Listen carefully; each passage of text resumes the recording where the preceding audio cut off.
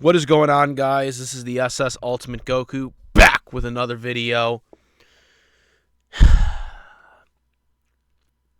Okay.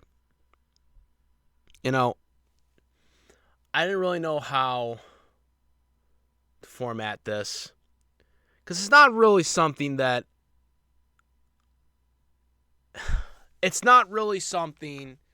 I necessarily want to discuss on my YouTube channel anymore.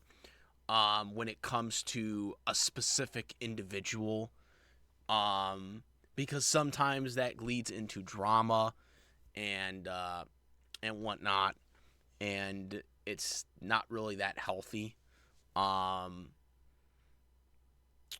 But this guy specifically is somebody who, for any OG, subscriber of mine, now, I'm not anybody special. I've been here, though, since January of 2010 on YouTube. So, a lot of my OG subscribers, if there's any still left, I don't know. But any of yous that have been around me and have subscribed to me for a long time, from the earlier days of YouTube, you know that I don't like Dave Meltzer. You know that I don't like this guy. And I can say that unequivocally. I can say that right into the camera. If you all want me to do that, I can do that. I don't like Dave Meltzer. And I have never really liked Dave Meltzer. The moment I learned who he was and what he was about, and this is going back all the way into high school, okay, when I started, reading stuff from SC Scoops and the dirt sheets and all that stuff. I started getting older and started really learning about, the dirt sheets and the rumors and all that stuff, on how, they come with the storylines and whatnot. The guy that always would come up was Dave Meltzer, and what Dave Meltzer would report, and what would come out of the newsletters, the Observer. It would always come out, and a lot of times, a lot of the things that he would report would be inaccurate, or it would be, a stretch, for this week, and then if he would get something wrong, he would just say, "Oh, plans change," and whatnot. And so I started doing digging on this guy. And this guy, he was, to me, a con artist when it comes to wrestling reporting. We're going to go over the recent stuff, too, that makes him look like a complete idiot. But I always believed this guy was a con artist for years. And this guy was the original wrestling journalist, quote unquote. So he was the guy who basically started everything, for people that wanted to know more about wrestling, the behind the scenes stuff, which back in those days, like in the I believe he started in the late 70s, early 80s is when he started doing the Wrestling Observer. There was no internet. There were no other people doing this at the time, because back in the 70s, back in the 60s, wrestling was looked at as a real sport back then. Believe it or not, yes, a lot of people back then did believe it was a real sport. It was a different animal back then. Wrestling was a different animal back then. When it was a regional thing. So professional wrestling back in those days was like, people didn't know that it was predetermined. So when people started to, towards the end of the 70s decade and into the early 80s, the business started getting exposed. Though it wasn't really confirmed until, like, I think 1990 when Vince McMahon decided to, basically admit that wrestling was predetermined so he could save money on his taxes. Yes, that's a true story, by the way. That's literally why Vince McMahon admitted it. He only admitted it so he could save money on his taxes, so he didn't have to pay for a sporting commission, because the wrestling promoters used to have to pay for an athletic sporting commission, basically back in the heydays, and Vince McMahon didn't want to do that, so because it cost him money to do that, so he was like, I'll just admit that wrestling is predetermined. And so that's what he did to stop that, basically. But before that happened, a lot of people didn't know that wrestling was, some people did, but a lot of people didn't, And Dave Meltzer was the guy who really capitalized on this whole idea, because there were no people that were doing this at the time. And there were no other journalists at the time, and there was no internet back then. Back then, the Observer was just like a newsletter that you get in the actual mail. It wasn't like an email or, I guess today it would be a blog, a private blog that you could watch or read. But back in those days, it was just a thing that you got, in the mail. Back in the day where you paid money for it and you got in the mail, just like a magazine or a comic book, that you would get in the mail. That's how he did it back in the day. All right, and he easily was able to con these people because they were so obsessed with wanting to know what was behind the scenes in wrestling. Only really the hardcore people, right? And so he would basically tell them anything that they wanted to hear, so that they would know the perception of what was going to happen. But if it didn't happen, he would spin it as, plans change, But in reality, Dave Meltzer never really knew anything. All right, he was guessing just like any other fan was guessing. And you see these traits today. You see the traits, and if you go back to any of the old stuff, he did the same thing. He did the same method. The only difference is people didn't call him out on it because there was no internet back then for people to corroborate that. Now there is, so now people, it's getting harder for him to keep this con going. And this is what he's been doing for years. The stuff that's recently been happening where Dave Meltzer's been constantly getting things wrong, that is not anything new. If you just do some research and you go back to old things that he was reporting years ago on The Observer,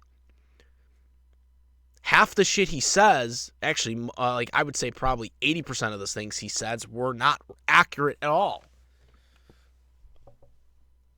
I mean, come on, man. This is the same guy. This is the same guy that said that Andre the Giant versus Hulk Hogan at WrestleMania 3 was a bad idea.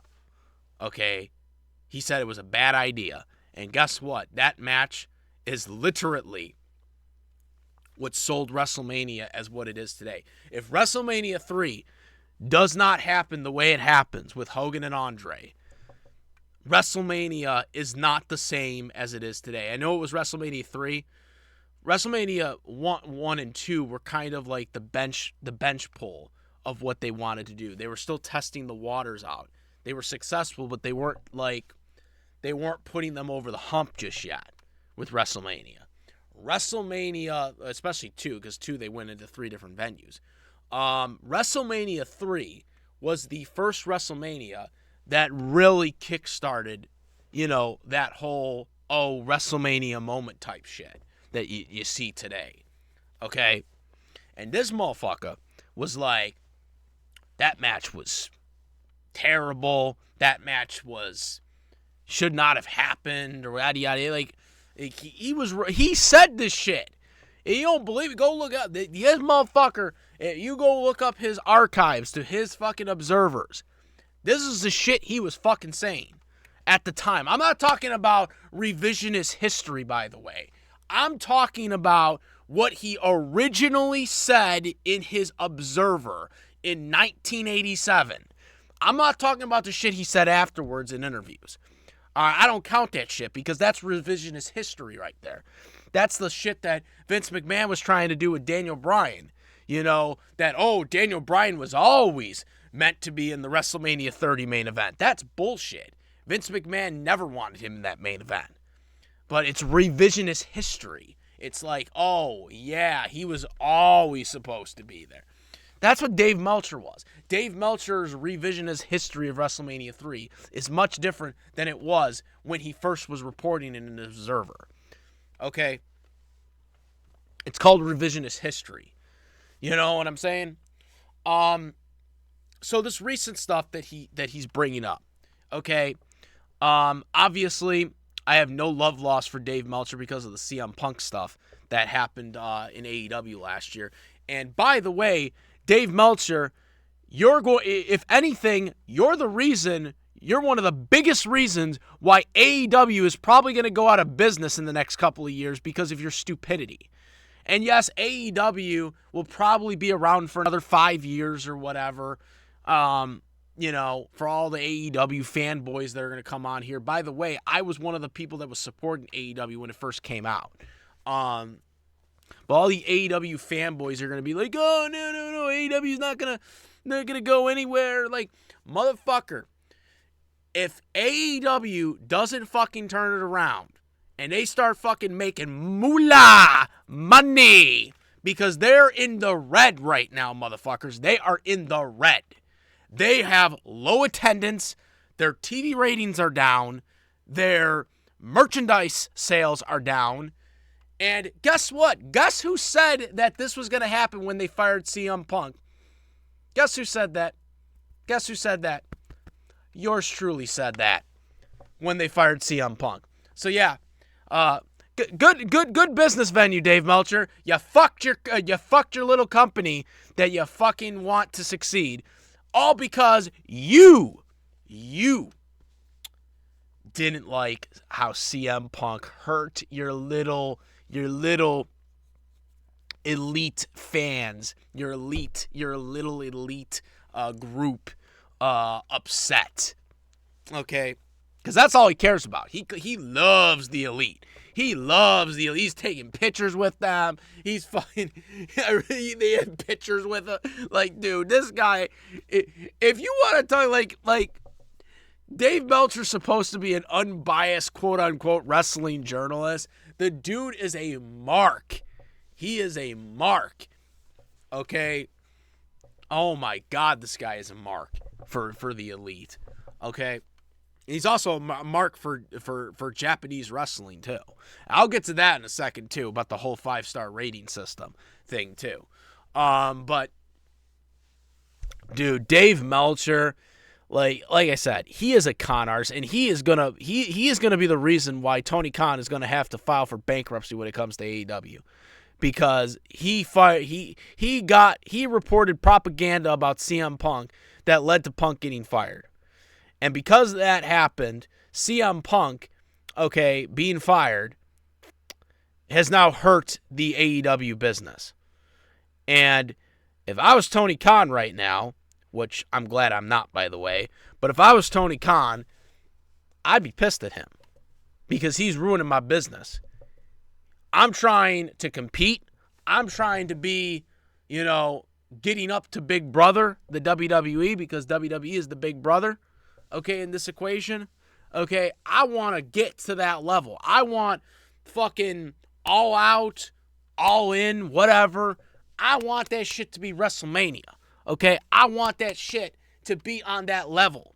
If I was Tony Khan, that would be my fucking goal right now.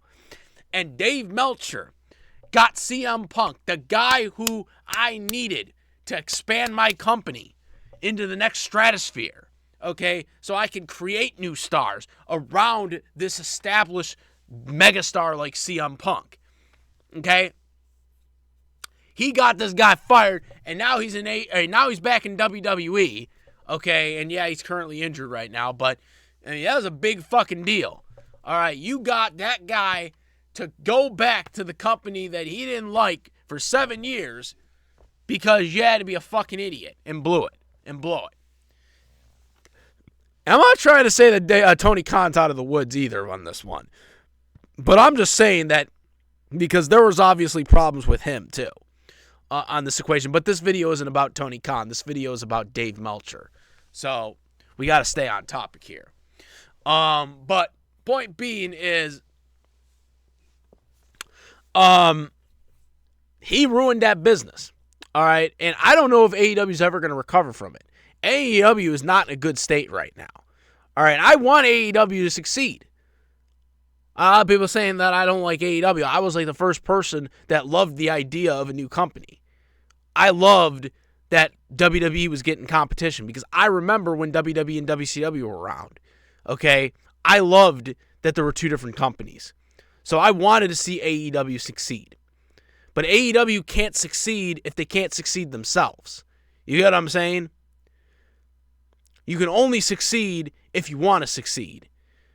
And it feels like AEW doesn't want to succeed because they care more about not hurting other wrestlers' feelings than actually wanting to make money. And that's a big problem. Anyways, so getting to this whole bullshit rating system that Dave Meltzer has set up, or this 5-star rating system, a lot of people have criticized this shit for years.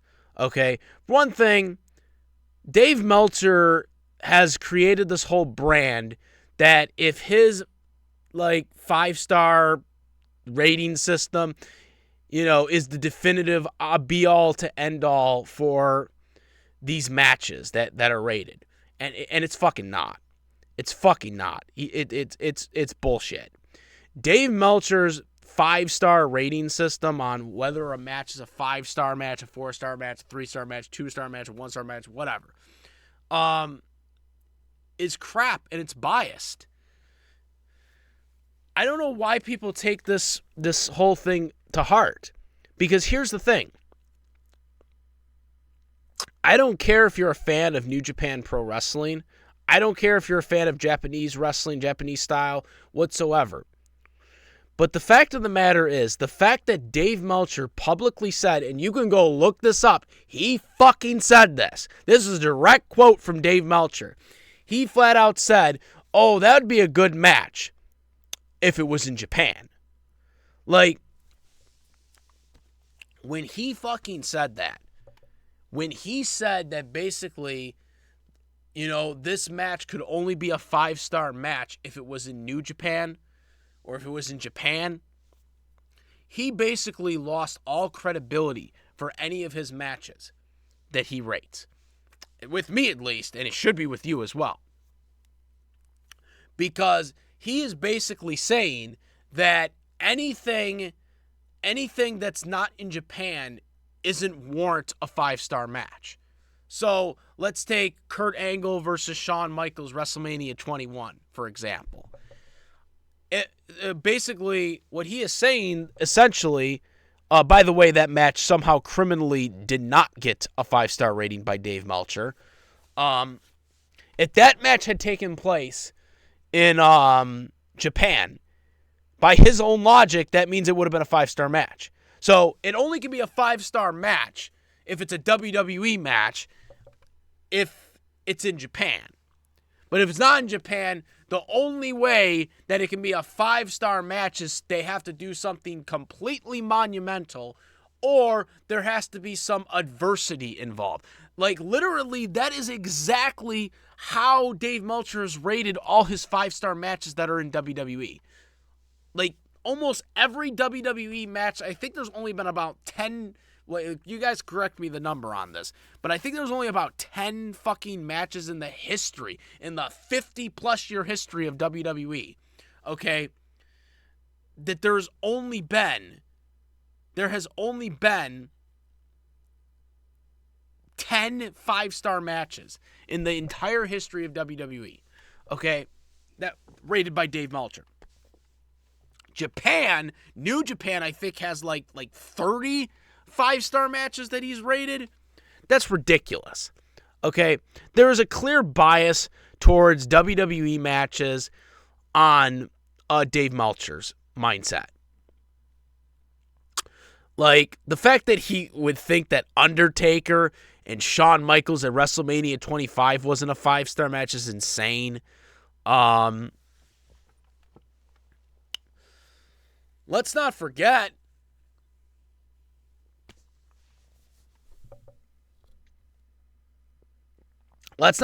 like the way he rates the he rates certain matches. For example, Cody Rhodes versus Seth Rollins, Hell in a Cell, right? That match, remember that Cody Rhodes had the pectoral pectoral, I think it was pectoral muscle off the bone or whatever. He had that injury, right? Okay, but he still wrestled against Seth Rollins before he got the injury, or before he got the the surgery. He did the match, and Dave Meltzer said it was a 5-star match. But yet 2 months earlier, when he came back for WrestleMania, he said that wasn't a 5-star match. And this is where I disagree.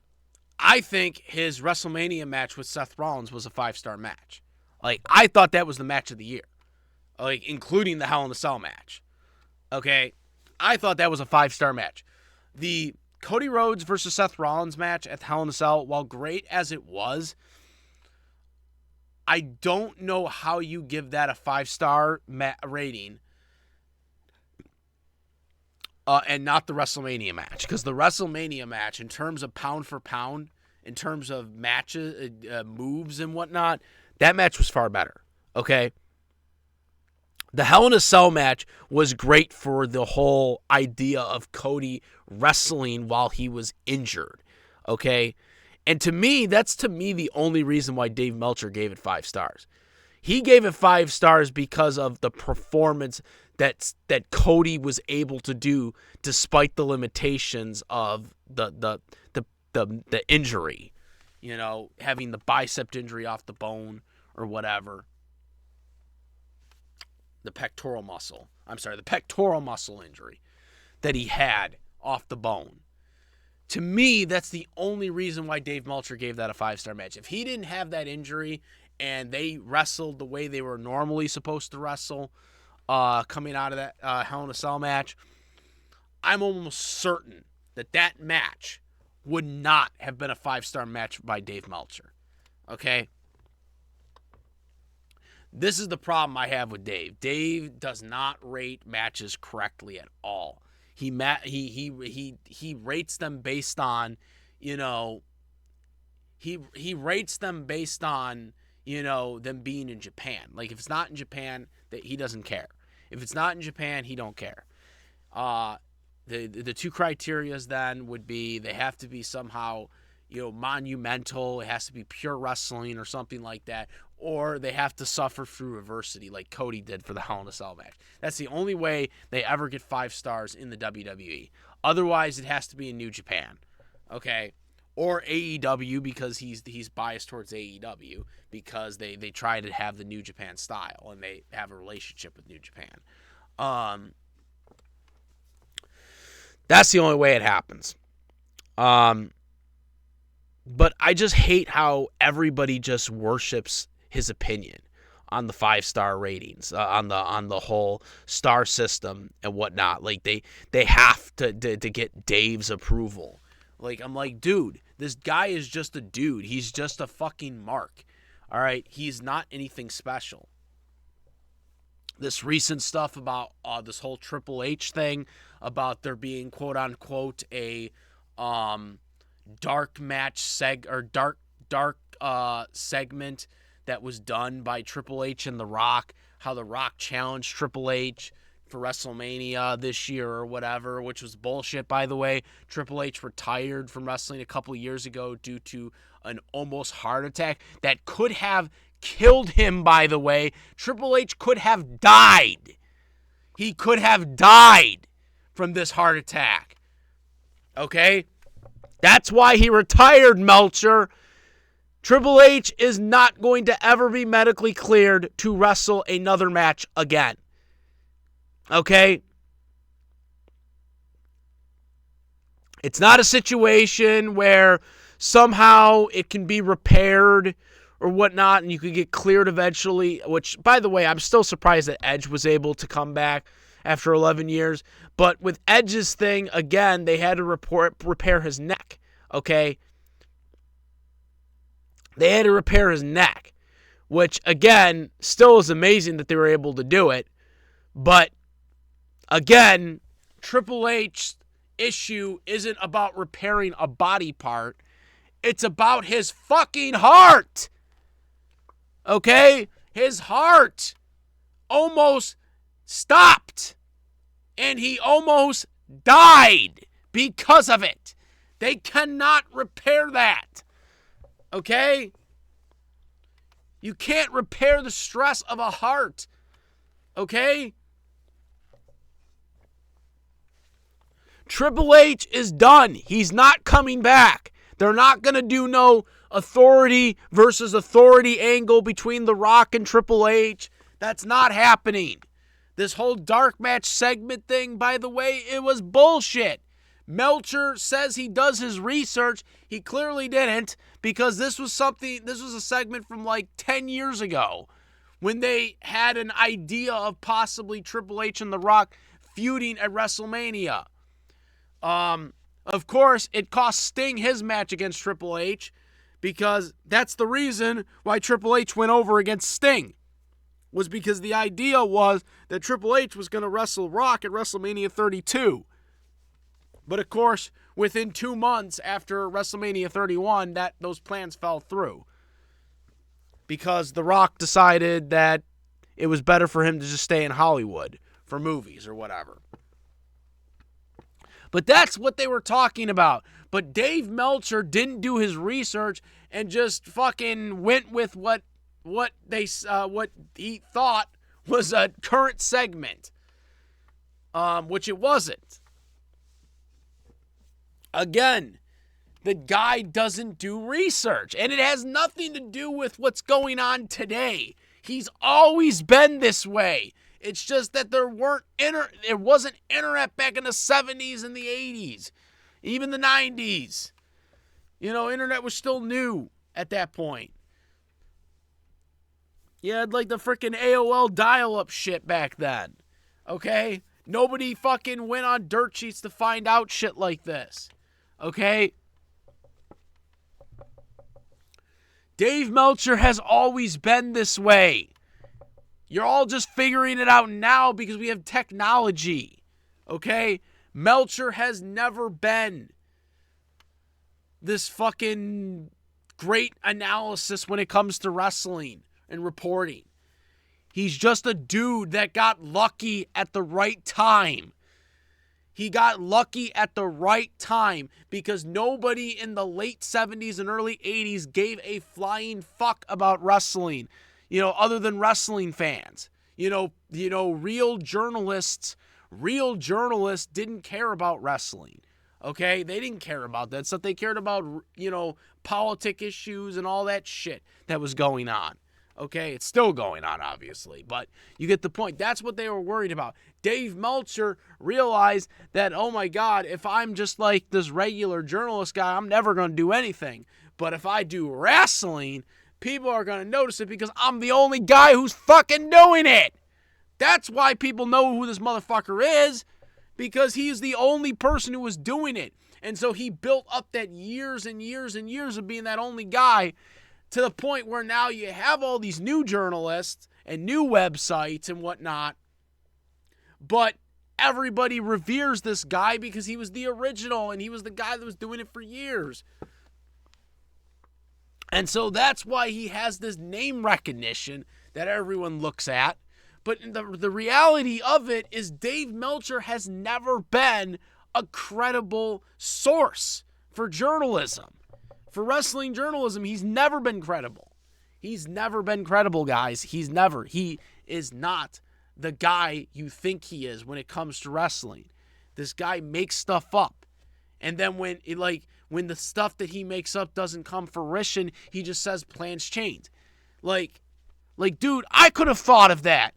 If I was to say that right now, you would be like, oh, well, of course you thought the plans change. You know, you would say that same thing. This is how Dave Meltzer operates. He's not the guy, guys. He's not the guy. He's a con artist. I wish more people would see it. You know, a lot of people are picking up on it now, but the fact of the matter is, it should have been picked up years ago. He's not real, guys. He's not real in terms of the wrestling news and whatnot. He's a con artist, man. That's what I gotta say. Comment, rate. If you like this video, my videos, please subscribe. Hit the notification bell for all the latest contents. Thank you. And that's about it, guys. I am the Ultimate Goku. I'm out of here. Peace.